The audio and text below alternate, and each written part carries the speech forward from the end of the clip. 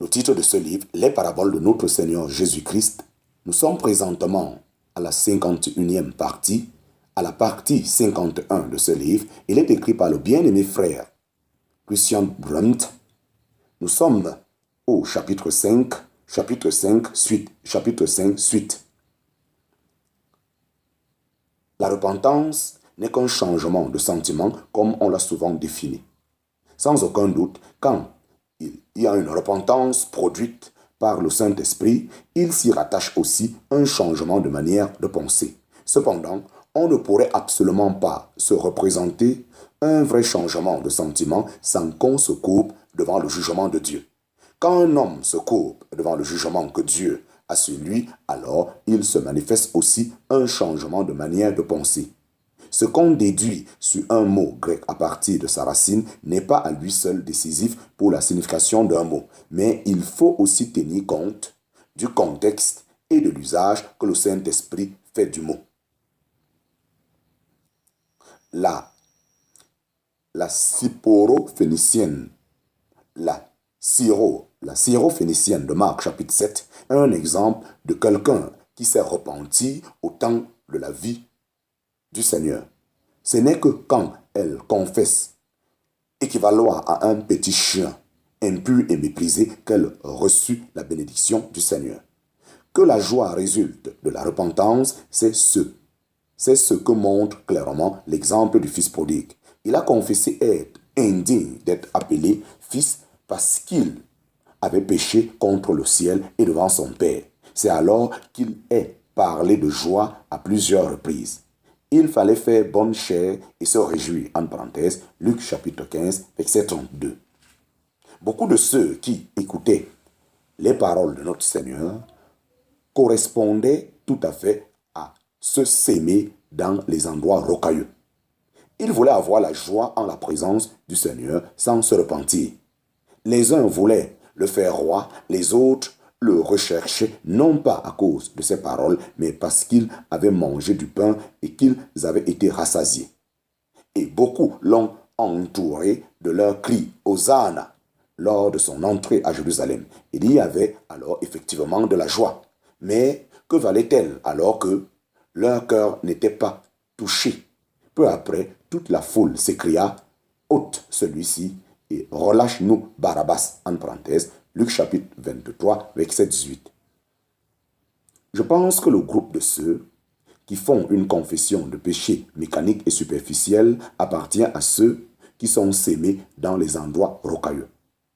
Il n'y a rien de tel pour endurcir le cœur que l'habitude de confesser des péchés sans les ressentir.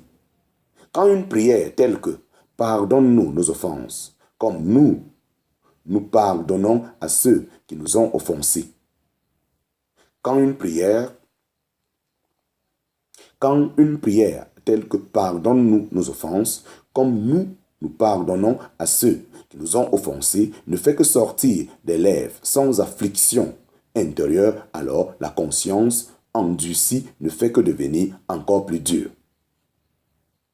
Je pense que le groupe de ceux qui font une confession de péché mécanique et superficielle appartient à ceux qui sont sémés dans les endroits rocailleux. Il n'y a rien de tel pour endurcir le cœur que l'habitude de confesser des péchés sans les ressentir. Quand une prière telle que « Pardonne-nous nos offenses, comme nous pardonnons à ceux qui nous ont offensés » ne fait que sortir des lèvres sans affliction intérieure, alors la conscience endurcie ne fait que devenir encore plus dure. Croit-on vraiment que Dieu écoute de telles prières? La confession « j'ai péché » est facile à exprimer et si elle l'est de manière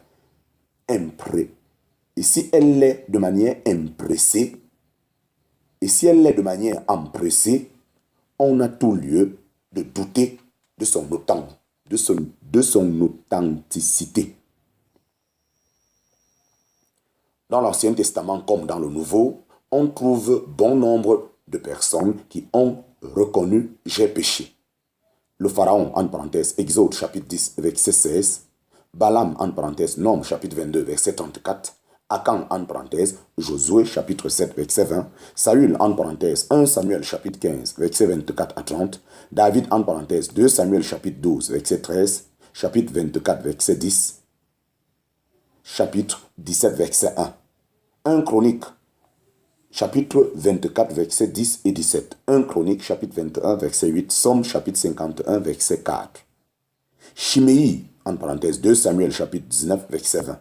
Judas Iscariote, en parenthèse, Matthieu, chapitre 27, verset 4. Le fils prodigue, en parenthèse, Luc, chapitre 15, verset 18 à 21.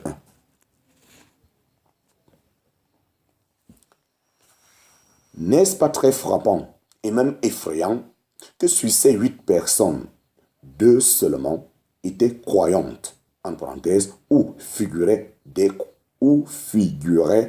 croyants, et que 6 sont allés à la perdition, pour autant que nous le sachions? Non, une confession faite rapidement n'est souvent que la marque d'une conscience endurcie. Combien souvent les Israélites, au cours de leur histoire, se sont écriés « Nous avons péché », bien souvent seulement pour se sortir à nouveau d'une détresse dont ils étaient eux-mêmes la cause. Une fois, alors qu'ils se trouvaient au début de leur pèlerinage dans le désert, mais déjà à la frontière du pays promis, et qu'à cause de leur incrédulité dans l'affaire des espions, ils reçurent l'ordre de l'Éternel de faire demi-tour et de se mettre en route vers le désert. Alors ils répondirent: nous avons péché contre l'Éternel, et ils firent le contraire de ce que l'Éternel avait commandé.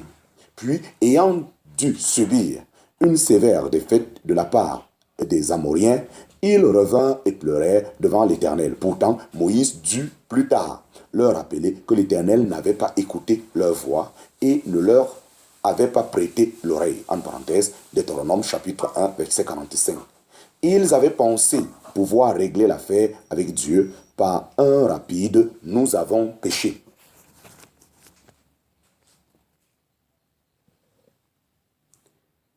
Nous, enfants de Dieu, avons aussi des leçons à apprendre de cela.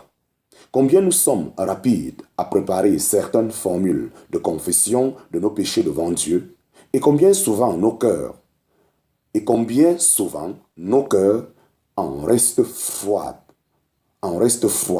Ne devons-nous pas tous, plus ou moins, le confesser, que le Seigneur nous donne la profondeur nécessaire quand il s'agit de la confession de nos fautes?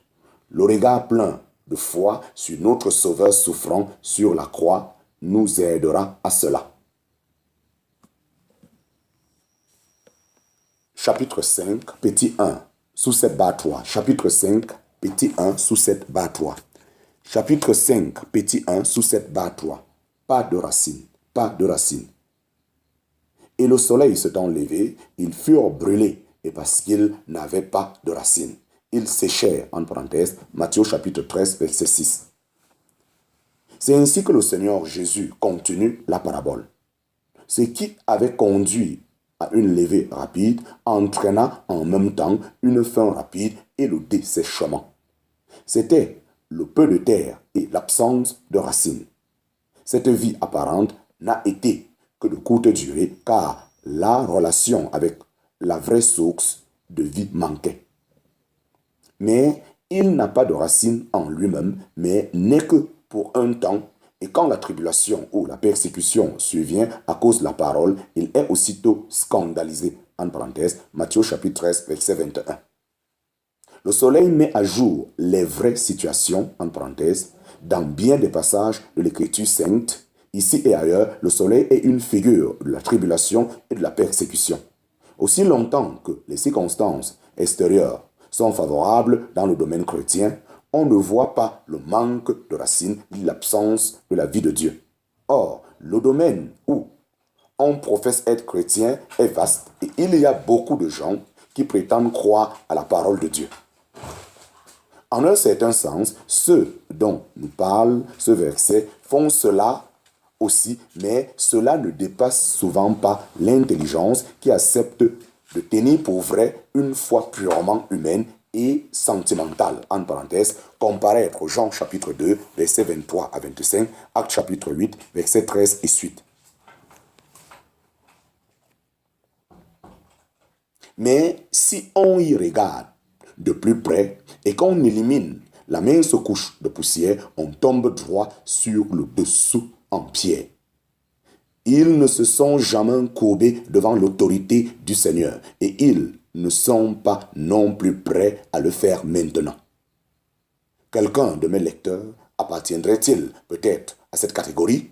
Oh, pensez à ce que le Seigneur a dit. Ils n'ont pas de racines en eux et ils ne sont que pour un temps. À la fin, tout est desséché.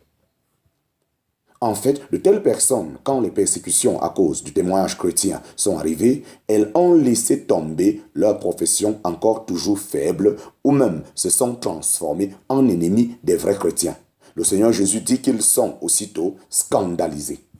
La parole avait été reçue aussitôt avec joie et aussitôt on en est scandalisé.